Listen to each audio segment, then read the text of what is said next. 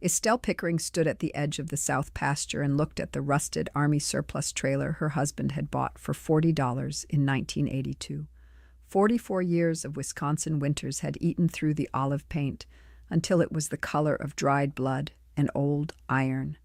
To her neighbors in Cedar Hollow, the trailer was an eyesore.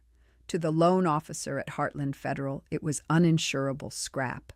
But Otis had left her one thing before the heart attack took him in his sleep 14 months ago: a small brass key on a leather cord and a folded note in his careful mechanic's handwriting: "Open when the world seems too dark." Estelle's hands shook as she fit the key into the padlock. The metal groaned.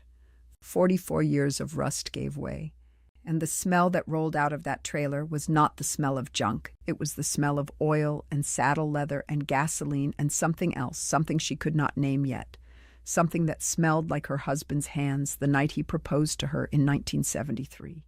What sat under the canvas inside that trailer was going to make Spencer Mallory at the bank go pale. It was going to make a collector from Milwaukee drive 300 miles to lie to her face, and it was going to prove that a quiet man from a dairy farm had spent 38 years of his life building her a way out of a grief he knew was coming. Before we jump back in, tell us where you're tuning in from, and if this story touches you, make sure you're subscribed, because tomorrow I've saved something extra special for you. Estelle was 70 years old, a widow for 14 months and 6 days, and she was about to lose every acre Otis had bought for her with his Marine Corps separation pay. The notice from Heartland Federal Bank sat on her kitchen table, weighted down by a coffee cup so she would not have to look at the words on the front. 30 days. The number had a meanness to it. 30 days to vacate the farmhouse where she and Otis had spent 43 years milking, calving, fixing fences, burying 2 dogs and 1 barn cat under the elm tree by the pond. 30 days to walk away from the bedroom where Otis had reached for her hand every single night, even the night he died, his fingers cold by the time the sun came up. The debt was $215,000. Estelle had run the numbers on a yellow legal pad until her eyes burned. There was no version of the math that worked. 3 bad summers had started it. The drought of 2022 dried the alfalfa to brown paper. The next year, milk prices collapsed, and a feed bill she could not pay rolled into the next quarter. Otis had refinanced the farm in 2024 to keep the herd fed, signing the papers with the same steady hand he had used to sign their marriage license. 6 months later, he was gone, and the loan terms were not the terms either of them had thought they were. Estelle had tried. She had sold off the herd 1 cow at a time, 18 Holsteins that had been born on this land. She had sold Otis's good toolboxes, his welding rig, the John Deere 4020 that had been his pride. She had cleaned houses in Eau Claire 2 days a week to keep the lights on. None of it touched the principal. The interest just kept turning like a wheel underwater. Yesterday, Spencer Mallory had come out personally to deliver the final notice. He was 43 years old, the regional vice president of Heartland Federal, and he wore a charcoal suit that looked wrong against the gravel of her driveway. His shoes were the kind of shoes you only wore inside. "Mrs. Pickering, I want you to understand that I'm here as a courtesy. Are you, Mr. Mallory?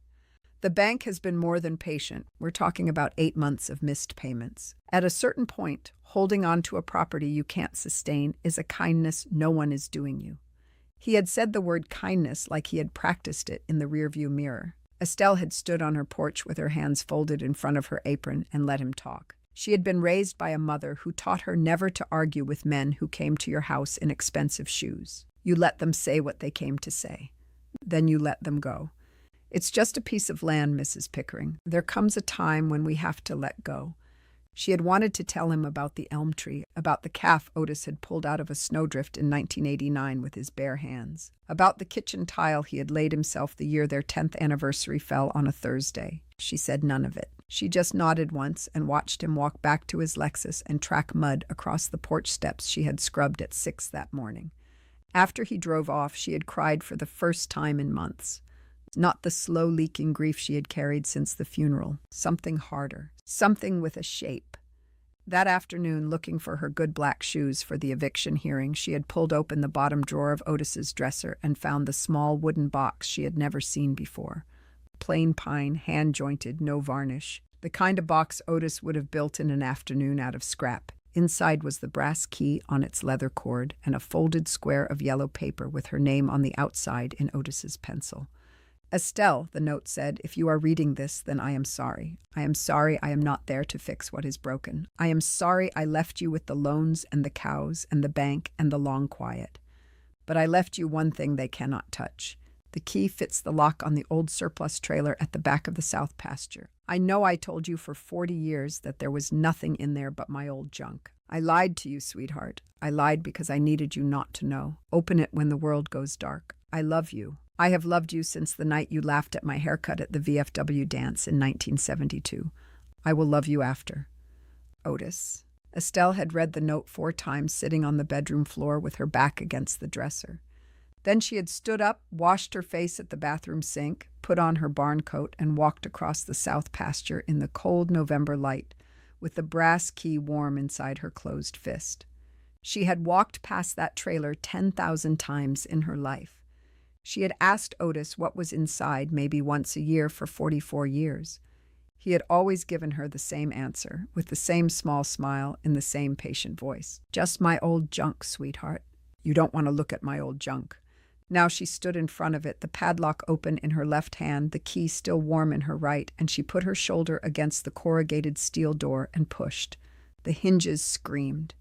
A flake of rust the size of a quarter fell onto her boot. Inside the trailer was dark, and inside the dark was the shape of something tall and covered in heavy canvas, and the smell of motor oil came out of that dark like a held breath finally let go. Estelle stepped inside. The inside of the trailer was nothing like the outside. Estelle stood in the doorway with one hand braced against the steel frame and let her eyes adjust. The afternoon light came in behind her and fell across a concrete floor that had been swept clean. Not recently. The dust on it was old and even, the way dust settles when no one has walked through it in a year. But under the dust, the concrete was painted gray, and the paint had been laid down with care. The walls of the trailer were lined with pegboard, white pegboard, mounted to wooden battens, every tool hung in its own outlined silhouette, wrenches in graduated sizes, 3 torque wrenches, a row of small brass-handled screwdrivers she had never seen Otis use in the house, a leather apron on a hook with his name burned into the chest strap, Otis P.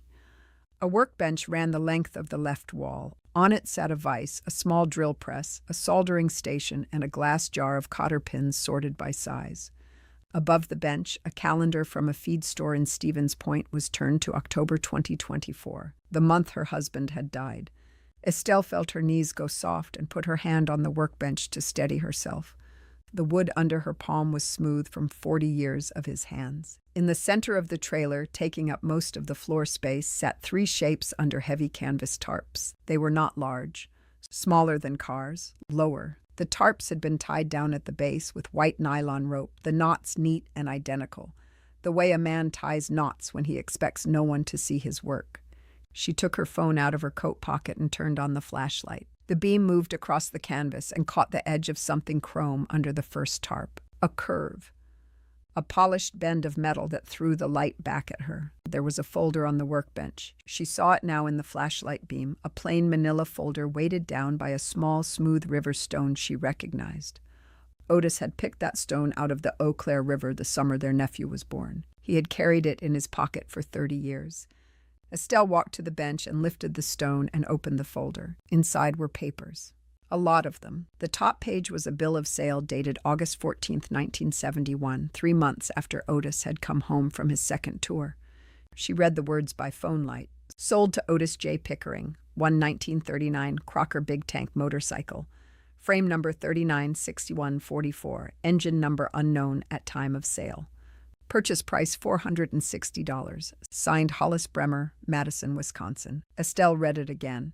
She did not know what a Crocker was. She knew her husband had owned motorcycles when she met him. She had ridden on the back of one to the drive-in in 1972, her arms locked around his ribs, her hair full of June wind. After they got married, the motorcycles had gone away. He had sold them, he told her, to put a down payment on the cows. She had believed him. She had believed him for 44 years. The next page in the folder was a bill of sale from 1979. 1929 Bras Superior SS 100.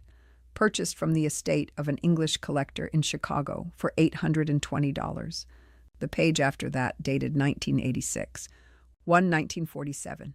Vincent Black Shadow, frame number F10AB1B, recovered from a barn fire in Iowa, purchased as salvage for $200.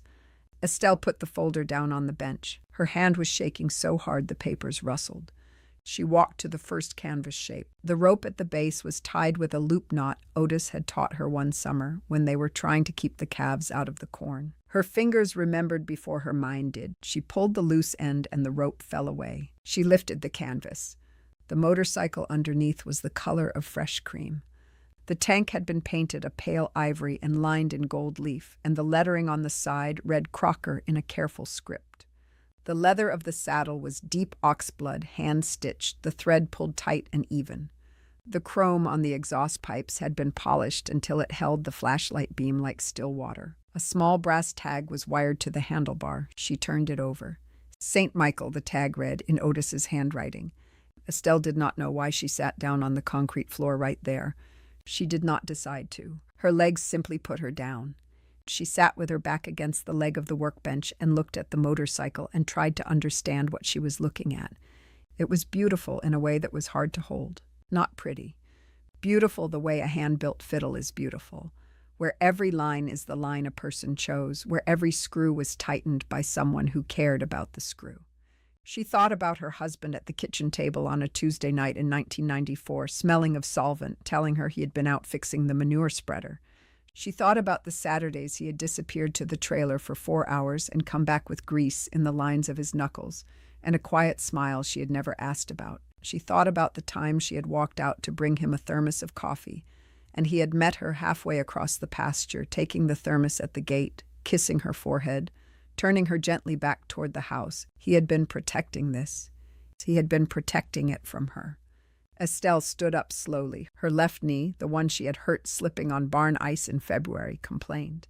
She put her hand on the workbench and looked at the second shape and the third shape under their canvas tarps. 2 more motorcycles, 2 more bills of sale in the folder, 2 more brass tags she had not yet read. She walked to the second tarp. Preparing and narrating this story took us a lot of time, so if you are enjoying it, subscribe to our channel. It means a lot to us. Now back to the story. The second motorcycle was black. Black the way a deep pond is black at sunset. The fenders were long and curved, and the headlights sat low between them like a single quiet eye. The leather on the saddle was darker than the Crocker's, almost mahogany, and the stitching was tighter, smaller, English work. The tank had a small enamel badge on it. Bras Superior, the badge read. The brass tag on the handlebar was warm in her palm. St. Christopher. She lifted the third tarp without untying the rope. Her hands had stopped shaking. They were doing something else now, something more like the steady, careful work of milking, the way her hands moved when she was not thinking about them.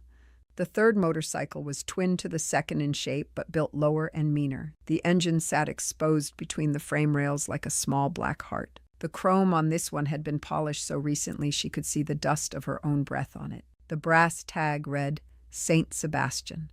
3 motorcycles, 3 names, 3 saints. Estelle looked around the workshop her husband had hidden from her for almost half a century. The tools on the pegboard, the leather apron with his name, the river stone holding down the folder. The calendar turned to the month he died. She understood, without understanding the value of what she was looking at, that she had just walked into the secret room of her husband's life, and he had built it for her. Estelle stood between the 3 motorcycles for a long time before she went back to the folder. She did not know how long. The light through the open trailer door had turned a deeper gold, the kind of late November light that means the sun is already thinking about going down. Somewhere out past the pasture, a single crow was complaining about something. Inside the trailer, the only sound was her own breath and the small tick of cooling metal as the afternoon air moved across chrome that had been holding the cold all day. She went back to the workbench. The folder was where she had left it, the river stone beside it. Underneath the bills of sale was more paper, a thick stack. She lifted it out and set it on the bench under the calendar. The first thing in the stack was a notebook, a black hardcover composition book, the kind her husband had used to keep track of the cows' breeding cycles. The cover was worn soft at the corners. She opened it. The first entry was dated July 9th, 1971. Today I bought a motorcycle from a man named Bremer in Madison. He said it ran in 1956 and has not run since. Frame is bent at the rear stay. Tank dented but original. Magneto is shot. Tires gone. I gave him $460 for it, which is most of my separation pay. Estelle does not know. I am going to keep it in Vern's barn until I figure out what to tell her. I do not know yet why I bought it. I think because when I sat down on it in his garage, I felt my hands stop shaking for the first time since Quezon.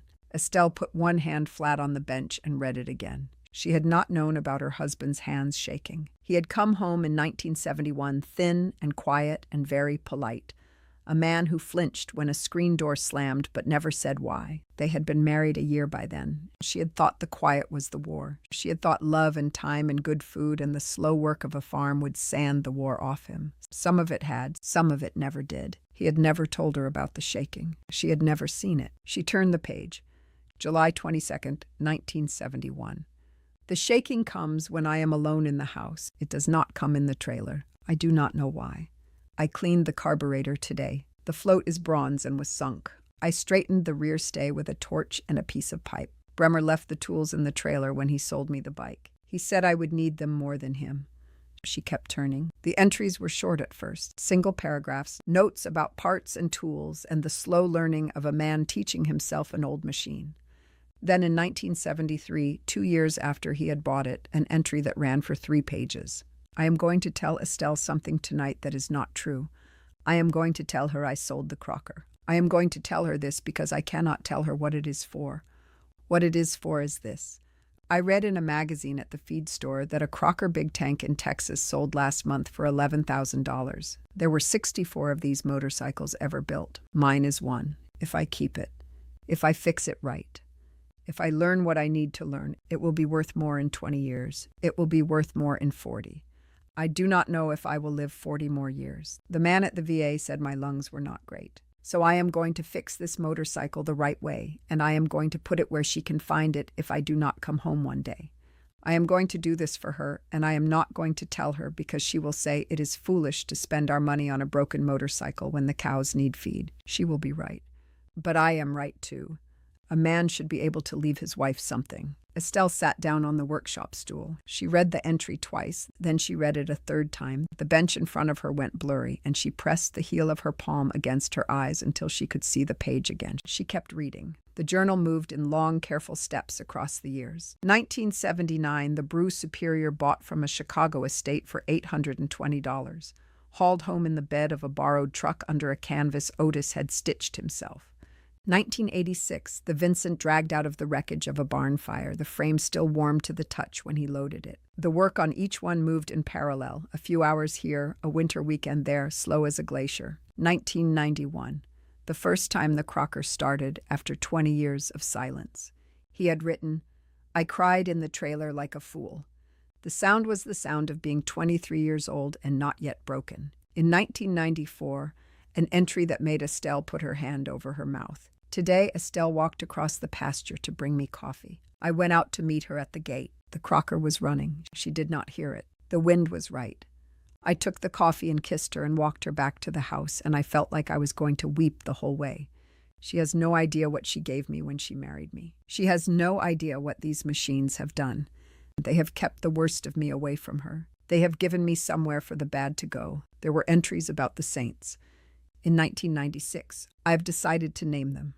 I do not know why this matters. I named the Crocker St. Michael because he is a warrior, and the bike was built in 1939, the year my father went to Europe. The Bro is St. Christopher because I will need a saint of safe travel when I ride her on the back roads at 3 a.m. to test the timing. The Vincent will be St. Sebastian. He is the saint of soldiers and the saint of the suffering and the saint of being shot full of arrows and surviving anyway. That one is for me.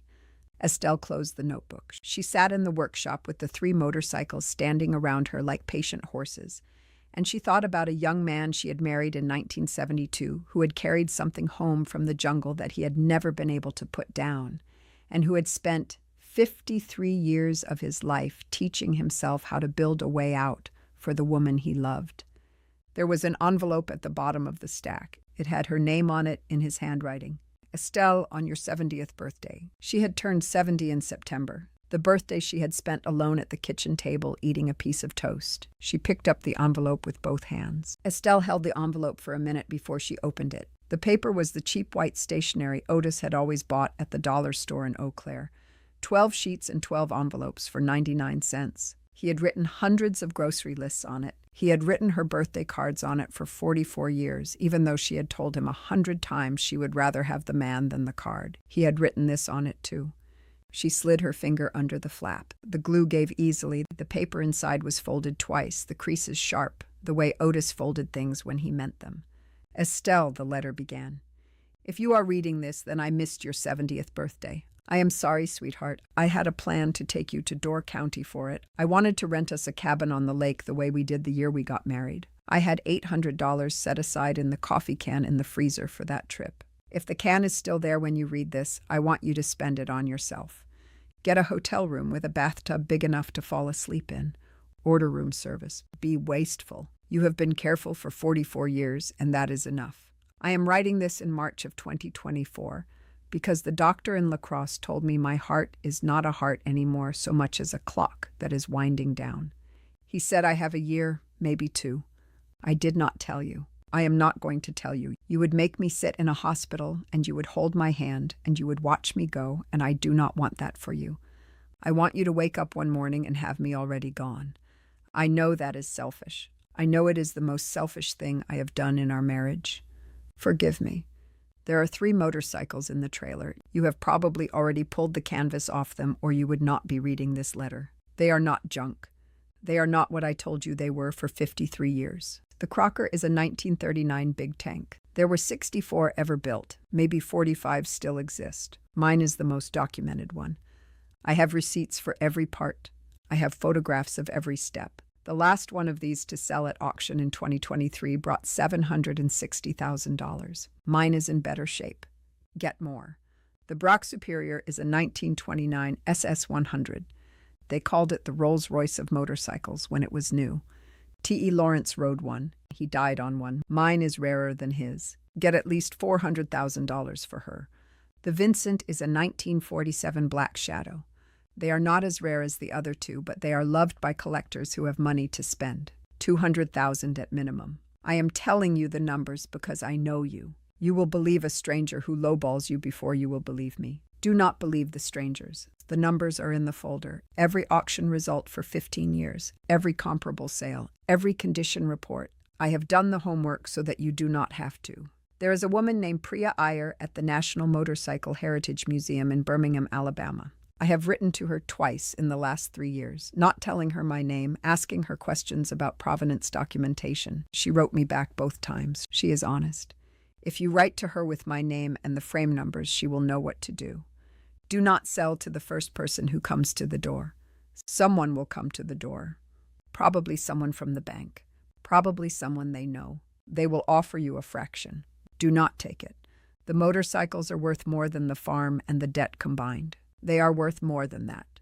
They are worth your peace for the rest of your life. I want to tell you one more thing. I named them after saints because I did not know how else to thank them. The Crocker took my shaking. The Brow took my nightmares. The Vincent took the part of me that wanted to drink myself to death in 1986 and gave me back to you instead. They are not just machines, sweetheart. They are the men I would have been without you and without the work and without the long quiet of the trailer at the back of the pasture. I love you. I have loved you since the night you laughed at my haircut. I will love you after. Otis. P.S. Before you sell St. Michael, start him once. The key is in the toolbox on the bench, second drawer, in a small tin that used to hold throat lozenges. He starts on the second kick.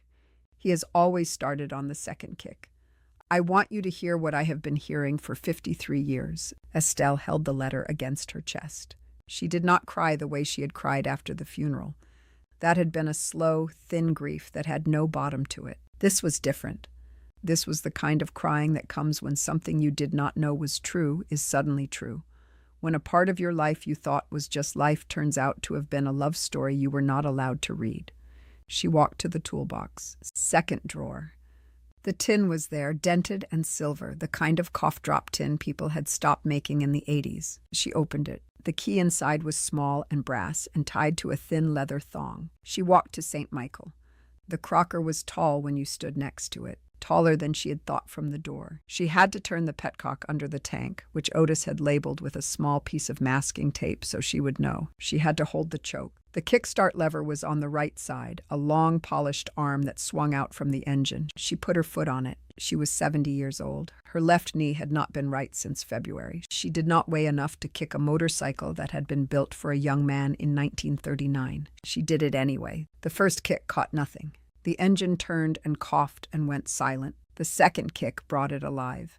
The sound that came out of St. Michael was the sound of a heart you had thought was stopped. It was deeper than Estelle had expected. It was steadier. It moved through the metal walls of the trailer and into the floor and up through her boots and into the long bones of her legs. And she stood with her hand on the warm leather saddle and listened to her husband's quiet life talk back to her after 53 years. She let it run for 1 minute. Then she shut it off and went to find a phone. Estelle walked back to the farmhouse in the blue light of early evening with the journal under one arm and the letter in her coat pocket. The kitchen was cold. She had let the wood stove go out that morning before walking to the trailer, and the ashes in the firebox were gray and dead. She did not light it. She sat at the table where the foreclosure notice still lay under its coffee cup, and she put the journal down beside it, and she looked at the 2 pieces of paper for a long time. Then she got up and walked to the phone. The phone was a beige rotary unit Otis had refused to replace, mounted to the wall by the back door. The spiral cord stretched out into a long, sad bend from 40 years of being pulled across the kitchen. She did not have a number for Priya Iyer. She had a name, a museum, and a city in Alabama. She picked up the phone and called information. The operator gave her the number for the National Motorcycle Heritage Museum in Birmingham. Estelle wrote it on the back of a feed store receipt with the stub of a pencil. She thanked the operator, hung up, and stood with her hand on the receiver for a minute before she dialed. A woman answered on the 3rd ring. The museum was closed for the day, the woman said, but she could leave a message. "My name is Estelle Pickering," Estelle said. Her voice surprised her by being steady. "My husband was Otis Pickering. He passed away last year. I am calling because he left me 3 motorcycles in a trailer behind our farm, and one of his letters told me to call a curator named Priya Iyer." The woman on the other end was quiet for a beat. "Mrs. Pickering, can you spell the last name?" Estelle spelled it. "Hold the line, please." Estelle held the line. The kitchen clock ticked above the stoves. Somewhere out in the dark, the barn cat that had outlived all the others was crying for supper. Estelle thought about Otis writing to a stranger in Alabama twice, asking questions about provenance without giving his name. He had been a polite man. He would have signed the letters with initials, maybe. He would have been embarrassed. A different voice came on the line, a woman's voice, lower, careful. "Mrs. Pickering, this is Priya Iyer. I'm very sorry about your husband. Can you tell me the frame numbers of the motorcycles?" Estelle read them off the bills of sale. There was a long silence. "Mrs. Pickering," Priya said, "I would like to fly to Wisconsin tomorrow." They talked for 20 more minutes. Priya did not ask if Estelle was sure. She did not ask if Estelle had taken pictures or if Estelle understood what she had. She asked practical questions. The condition of the trailer, whether the motorcycles had been started recently, whether the documentation was complete, whether Estelle had told anyone yet. When Estelle said no, she had not told anyone, Priya was quiet for another beat and then said, "Please do not tell anyone tonight. Please do not tell anyone tomorrow morning until I am there. There are people in this hobby who do not behave well. I will be at your house by 3 in the afternoon." Estelle hung up the phone and lit the wood stove and made herself a cup of tea and ate 2 slices of bread with butter, which was the first thing she had eaten since toast at 6. She slept that night in the bed she had shared with Otis for 43 years, and for the first time in 14 months she did not reach for him in her sleep. She woke at 5:30 the next morning to the sound of a vehicle pulling up the driveway. It was not 3 in the afternoon. It was barely light. Estelle put on her robe and her boots and went to the kitchen window. A black Lexus was idling in the gravel. Spencer Mallory was getting out of the driver's side. Another man was getting out of the passenger side, a man she did not know. The other man wore a leather jacket and a heavy gold watch that caught the early light. Estelle's stomach did something cold. She put on her barn coat over her robe and went out onto the porch. The 2 men were already walking toward the steps. Spencer had his courtesy smile on. The other man was not smiling. "Mrs. Pickering, good morning. I hope we are not catching you too early." "You are." Spencer's smile flickered for half a second and came back. "I want to introduce you to Talmadge Voorhees. Mr. Voorhees is a private collector based in Milwaukee. I mentioned to him over dinner last night that you have some old motorcycles on the property, and he was interested enough to drive up at first light to take a look." Talmadge Voorhees was about 60, tanned in a way Wisconsin men in November are not tanned, with the kind of careful gray hair that costs money to maintain. He held out a hand. Estelle did not take it. "Mrs. Pickering," he said, "I was sorry to hear about your husband." "Were you?" "Spencer tells me you have a Crocker out in a trailer." Estelle did not answer. "I have been collecting pre-war American motorcycles for 30 years. I have one Crocker. I would be interested in seeing yours. I have a check on me in the truck. If the bike is what Spencer says it is, I am prepared to write you a check today for $50,000. That is well above market for a Crocker in unrestored condition." Estelle looked at him. She looked at Spencer. She let the silence sit on the porch between them until it began to weigh something. "Mr. Voorhees," she said, "how did you know it was a Crocker?"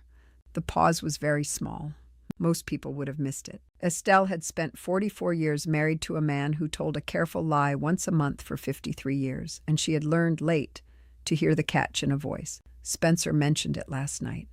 "Spencer has not been inside the trailer." Talmadge smiled the way a man smiles when he is rearranging his face. "Spencer is a friend. He gave me his impression." "His impression?"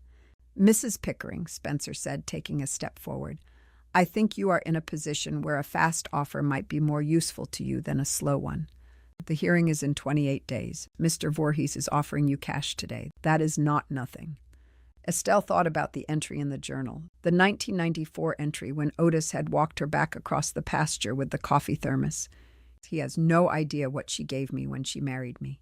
"Mr. Mallory," she said, "you and Mr. Voorhees can get back in your car. I am not selling anything to either of you. Not today. Not next week. Not in 28 days. If you come on my property again before the hearing, I will call the sheriff. I do not know yet exactly what is in that trailer. But I know that whatever it is, you have already lied to me about it twice this morning, and you have not even gotten up the porch steps." Spencer's face went a color she had not seen on a man's face before. Talmadge Voorhees laughed once, short and dry, and turned around without another word and walked back to the Lexus. Spencer stood for one more second on the bottom step. "You are making a very serious mistake, Mrs. Pickering." "I have made worse." She watched the Lexus back out of the gravel and pull away down the county road, and then she went inside and called Della Cunningham. Della Cunningham picked up on the second ring. Della was 68 years old, a widow herself for 9 years, and she farmed the 80 acres directly east of the Pickering place with her son Mason and his wife. She and Estelle had been trading eggs and squash and gossip across the fence line since 1984. She was the kind of woman who answered the phone with a full sentence. "Estelle, I was going to call you this morning. Mason saw a Lexus pull out of your driveway at 6, and we were worried." "Della, I need help." "What kind of help?"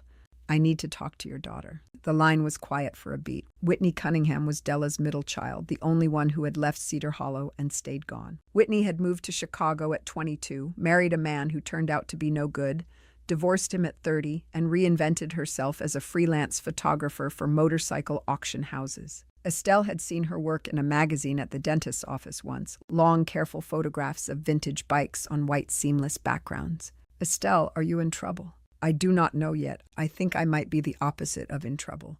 I think I might be in the kind of situation where I need somebody who knows what they are doing, or I am going to lose something I just found." Della did not ask another question. "I will call her right now. Stay by your phone." Estelle hung up and put on the coffee. She had not eaten breakfast. She made oatmeal with brown sugar, the way Otis had liked it, and ate it standing at the counter looking out the window at the south pasture and the trailer at the edge of it. The chrome of the door hinge caught a thin line of morning sun. The phone rang at 7:20. "Mrs. Pickering, this is Whitney." "Whitney, I have not seen you since your father's funeral." "I know. I'm sorry. Mom said you have a problem. She said you were vague about it on purpose. Are you on a cell phone right now?" "I am on the kitchen phone." "Good. Tell me everything." Slowly, Estelle told her. She told her about Otis and the trailer and the brass key and the 3 motorcycles under canvas and the journal and the letter and the names of the saints and the bills of sale and the call to Birmingham. She told her about Spencer Mallory and the man in the leather jacket and the offer of $50,000 at 6 in the morning. When she was done, Whitney did not speak for almost 10 seconds. Mrs. Pickering, Estelle, I'm going to say a few things and I need you to listen carefully. All right. Number 1, the man at your door this morning was not a private collector. Talmadge Voorhees runs a shop in Milwaukee that flips pre-war American motorcycles. He buys cheap and sells to overseas collectors. He has a reputation for finding widows. That is the actual phrase that is used about him. Finding widows. Estelle closed her eyes. Number 2, if your husband's documentation is real and the bikes are what the bills of sale say they are, $50,000 is not an offer. $50,000 is an insult delivered with a straight face. A 1939 Crocker Big Tank in restored condition with full provenance sold at Meckham, Las Vegas in January for $740,000.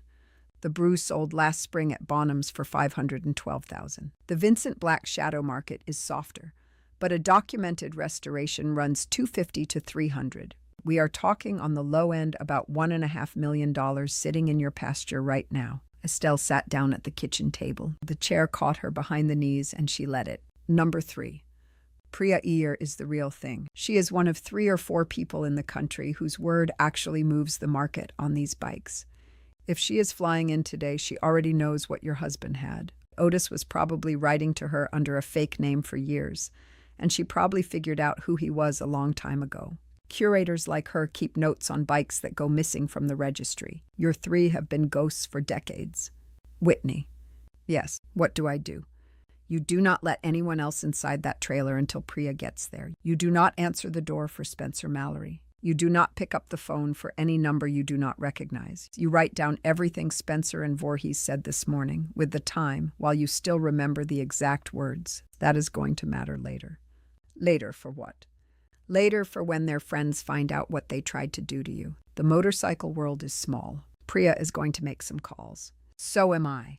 Voorhees has done this before to other widows in Indiana and Ohio, and people have been waiting for a reason to ruin him. You may have just given them one. I do not want to ruin anyone, Whitney. You do not have to. They are going to do it themselves. You just have to keep your husband's bikes intact long enough for the truth to catch up.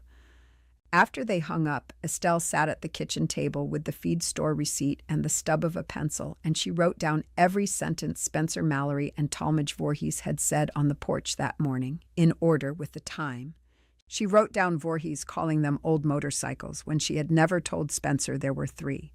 She wrote down Voorhees saying Crocker before she had said anything at all. She made herself a second cup of coffee. She let the wood stove roar. At 1:40 in the afternoon, a rental SUV came up the driveway. It was a small white Toyota with Alabama plates. The woman who got out was about 50, compact, with black hair pulled back in a low knot and a quilted coat that had seen actual winters. She carried a large camera bag and a cardboard tube.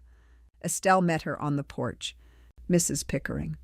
Mrs. Iyer. Priya, please. Estelle, then. Priya looked at her for a long, careful moment. Her eyes were the kind of eyes that had spent 30 years learning to see what was actually in front of them. Then she set the camera bag down on the porch and held out her hand. And when Estelle took it, Priya covered Estelle's hand with her other one and held it. I wrote to your husband twice, she said. I knew it was him by the 3rd paragraph of the 2nd letter. He had a way of asking a question that gave away exactly how much he already knew. He did. He always did. He never told me his name, but he sent me a photograph once of a brass tag on a handlebar. The tag said St. Michael. I have kept that photograph in my desk for 2 years. Estelle felt her throat close up. Can I see them? Priya said. Yes. Estelle led her across the pasture toward the trailer. Priya did not speak the whole way. She walked with her hands in her coat pockets, and she watched the trailer get closer with the careful expression of a woman approaching something she had been waiting for a long time without knowing she was waiting.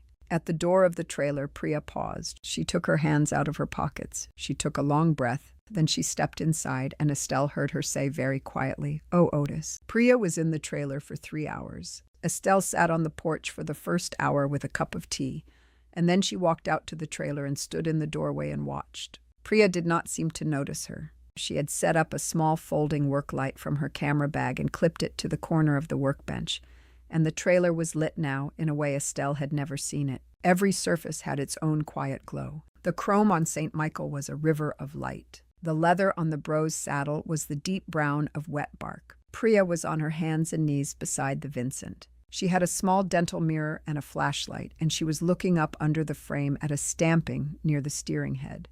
She had a notepad on the floor beside her, and she was writing in it without looking, the way a doctor writes while still listening to a patient's chest. She got up after a while and walked slowly around the Crocker, 3 full circles, stopping at points Estelle could not have predicted. The rear fender stay, the underside of the tank, the serial number on the engine case. She took photographs from angles that seemed strange until you saw what she was confirming. Then she opened Otis's folder on the workbench, and for 40 minutes she read. When she finally came out of the trailer, the light was already starting to slide toward evening. Priya's quilted coat had a smear of grease on the sleeve. Her hands were dirty. Her face was changed. "Estelle," she said, "can we sit down?" They sat at the kitchen table. Estelle made tea. Priya did not touch hers for a long time. "Your husband's restoration is the best private work I have seen in 20 years. Not the best for an amateur. The best, period.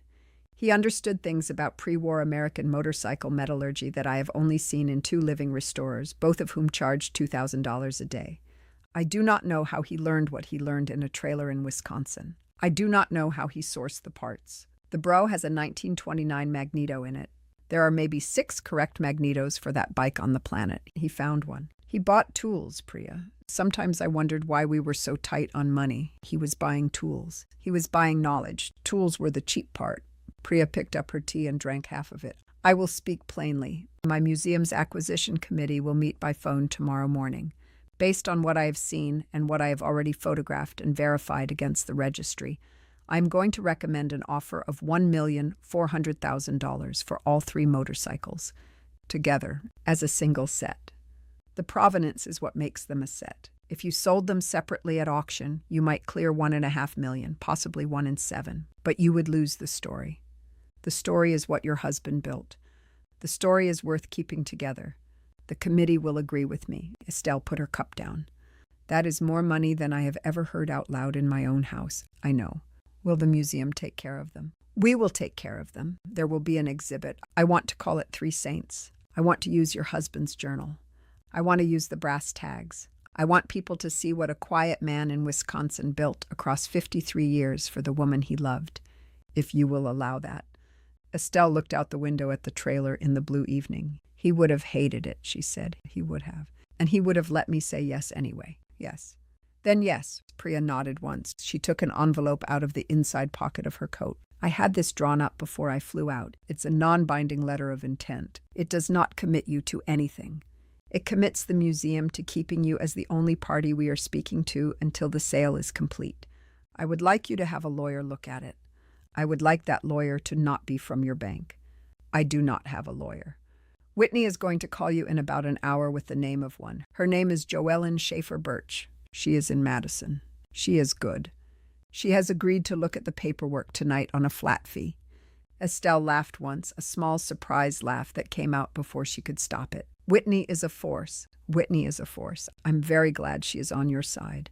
Priya stayed for another hour. They ate scrambled eggs at the kitchen table. Priya told Estelle about the museum, about her own husband who taught middle school in Birmingham, about the daughter in college in Ohio. She told her that she had read Otis's letters to her dozens of times over the last 2 years and had wondered who he was, and now that she knew, she did not feel like she had been writing to a stranger after all. She had been writing to a man she would have liked very much. Joellen Schaefer Birch called at 7:15. She was pleasant and quick on the phone. She read the letter of intent in 20 minutes, asked Estelle 3 questions about Otis's documentation, and told her the letter was clean. She was going to drive up the next morning to handle the actual sale paperwork in person. She had one more thing to say before she hung up. "Mrs. Pickering, Whitney told me about your loan. Do you have a few minutes for me to ask you about it?" Joellen asked Estelle to read the loan documents to her, page by page. Estelle pulled the manila folder out of the dresser and read for 45 minutes while Joellen made notes on the other end of the line.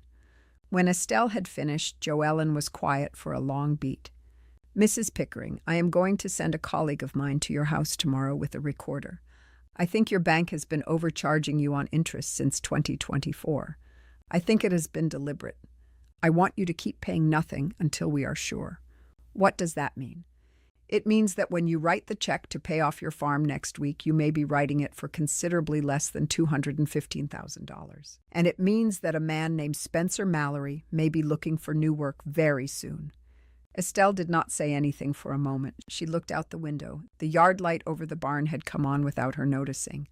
The light was small and yellow, and the kind of light Otis had walked under 1,000 times on his way back to the house from the trailer at the back of the pasture. "Joellen," she said, "I do not need him to lose his job." Mrs. Pickering, with respect, "What you need and what is going to happen are two different things. You did not start this." He did. The rest of it is just the world catching up. After Joellen hung up, Estelle sat at the table for a while. Then she walked to the back door, put on her boots and her barn coat, and crossed the pasture in the dark with a flashlight. She let herself into the trailer. She turned on Otis's small clip-on work light. She stood in front of St. Michael, and she put her hand on the saddle, and she said out loud in the quiet, "Otis, I think we are going to be all right." The trailer did not answer. It did not need to. 3 months later, on a Saturday morning in February, Estelle Pickering stood at the open door of the trailer and watched 6 men cross the south pasture toward her in the bright cold. They were all veterans. The youngest was 26 and had come back from Afghanistan 2 years earlier with a shoulder that did not work right, and a sleep problem he could not name. The oldest was 74 and had been a helicopter mechanic in Vietnam the year Otis was a rifleman. They had heard about her from a social worker at the VA in Toma, who had heard about her from Whitney Cunningham, who had decided in late November that Estelle's idea was going to happen with or without funding. Funding had turned out to be the easy part. The trailer had been moved closer to the barn and set on a poured concrete pad. The rust on the outside had been left alone on Estelle's orders. Inside, the pegboard and the workbench and the calendar and the river stone were exactly where Otis had left them. A new sign hung above the door now. Plain pine, hand-jointed, no varnish. The kind of sign Otis would have built in an afternoon out of scrap. Otis's garage, the sign read. Underneath, in smaller letters, a place to put the bad. The men stamped the snow off their boots on the rubber mat by the door and came inside one at a time. Estelle had set out coffee and donuts on a card table by the workbench. The youngest one, whose name was Cody, looked at the empty floor where the 3 motorcycles had stood and asked her very quietly if it was true that she had given the bikes away. "I did not give them away," Estelle said. "I sold them to a museum in Alabama. They are on a wall right now, the 3 of them together, with their saints' names on a card. And you used the money to start this." "Some of it, yes." The sale had closed on December 4th. The museum had wired $1,400,000 to an escrow account that Joellen Schaefer Birch had set up for her. 3 days later, on December 7th, Estelle had walked into the Heartland Federal branch in Eau Claire with Joellen beside her and had paid off the farm in person. The amount on the cashier's check had not been $215,000. It had been $141,812.46. Joellen's colleague, a forensic accountant named Roosevelt Ayaton, had spent 2 weeks tearing apart the loan documents and had found exactly what Joellen had suspected. Heartland Federal had been compounding interest on Estelle's loan in a way that did not match the contract she had signed. The overage came to $73,000 and change. The bank had paid it back without a fight because the alternative was a lawsuit that would have looked at every loan in Spencer Mallory's portfolio. Spencer Mallory had been fired on December 11th. The news had run in the Eau Claire paper on a Tuesday under a small headline that did not mention Estelle by name. Whitney had called her that morning and read it to her over the phone. Estelle had listened, said thank you, and gone outside to feed the barn cat. She had not felt triumph. She had felt the kind of quiet you feel when a wind that has been blowing against your house for a long time finally stops. Talmadge Voorhees was a slower story. Priya had made her phone calls. Whitney had made hers. By January, 2 collectors in Indiana had come forward with the names of 3 other widows Voorhees had bought from at fractions of fair value. A reporter at a motorcycle trade magazine had picked up the thread. The piece had run online in early February. Voorhees had not been charged with anything criminal, because what he had done was not technically criminal, but the people who mattered in that small world had stopped taking his calls. Priya had told Estelle on the phone last week that she had heard he was selling his shop.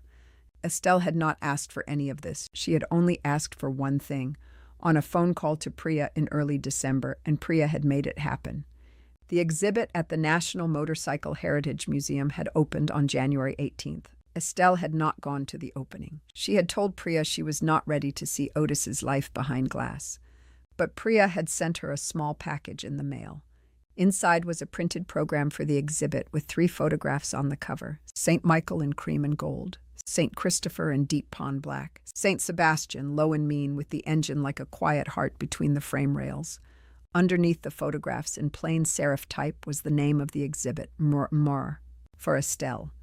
She had kept the program on the kitchen table for a week. Then she had moved it to the windowsill above the sink, where she would see it every time she washed a dish. The garage program had taken longer to set up than the exhibit had. There was paperwork. There was insurance. There was the matter of the federal nonprofit number, which Joellen had walked through for her without charging. Estelle had put $400,000 of the sale into an endowment, with the interest paying for tools and parts and a small stipend for an instructor. A retired Harley mechanic from La Crosse named Earl Henneberry had agreed to come up 2 days a week. The remaining money had gone into an account Estelle did not touch. Whitney had told her it was hers, and she had told Whitney that she would believe that when she was 90. Now the 6 men stood in Otis's trailer and drank her coffee and looked at the pegboard with the leather apron still hanging on it. Estelle had not taken the apron down. She did not plan to. It was going to hang there for as long as the trailer stood. Cody, the youngest, walked over to it. He read the burned letters on the chest strap. Otis P. Who was he? Cody asked. Estelle thought about how to answer. She thought about the journal, the shaking hands, the stranger in Madison who had sold a young Marine a broken motorcycle for $460 and had thrown in the tools because he said the young man would need them more. He was a man who came home from a war and could not put it down, she said. He found somewhere quiet to put it. He spent his life teaching himself how to fix things that were broken. He was my husband. Cody nodded once. I would have liked to meet him. You are. This is where he lived. In the upper drawer of the workbench, behind a tin of cotter pins, there was an envelope Estelle had not opened. The label on it, in Otis's handwriting, said for Estelle, on her 85th birthday. She had 15 years until that envelope was hers to open. She had decided in December to leave it sealed until then. She had decided this because she had realized somewhere between the second cup of coffee on a Tuesday morning and the sound of St. Michael's engine in her bones that her husband had not finished writing his letters to her when he died. He was still writing them. She was still receiving them. The trailer was the post office. She turned to the 6 men in her husband's workshop. All right, she said. Let me show you where he kept the wrenches. Estelle Pickering thought she had lost everything when Otis died. What she had actually lost was the knowledge of how much she had been loved. She found that knowledge again at the back of a south pasture under 3 canvas tarps, in the handwriting of a quiet man who had spent 53 years of his life teaching himself how to leave her something they could not take. The trailer is still there. The bikes are in Alabama. The veterans come on Saturdays. And somewhere in a drawer, an envelope waits with her name on it, holding a letter from a husband who has not yet finished saying everything he wanted to say. Up next, you've got 2 more standout stories right on your screen. If this one hit the mark, you won't want to pass these up. Just click and check them out. And don't forget to subscribe and turn on the notification bell so you don't miss any upload from us.